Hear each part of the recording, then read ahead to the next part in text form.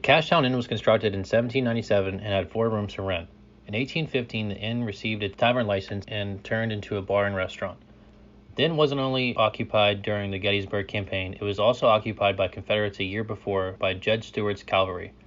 This stay was minimal and short-lived. Before the Battle of Gettysburg, Robert E. Lee's Army of Virginia occupied the Cashtown Inn. The Confederates set up there to protect the supply line to Virginia. Lee was informed that the Federals were making their way to Gettysburg, 8 miles east. He scattered his forces and headed to town while A.P. Hill made the inn his headquarters. Confederates used the spring in the basement for drinking and baths. Brick ovens were used to feed the forces. The encampment was used as reserves for soldiers and supplies. The barn and basement were field hospitals, as the rebels would drag the wounded to the inn for surgeries and rest. It was strategically placed as they could pick up the wounded after battle. The Cashtown Inn would be one of the most northern encampments, but was abandoned after the retreat. The inn declined, and by 1948 business dropped as the highway was routed away from the Cashtown. Luckily, the current owners purchased the inn and restored it. Employees claim the inn holds unwelcome guests from the Civil War.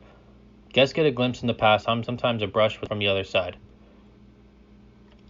Photos dating to 1987 show odd lights and mist at the inn.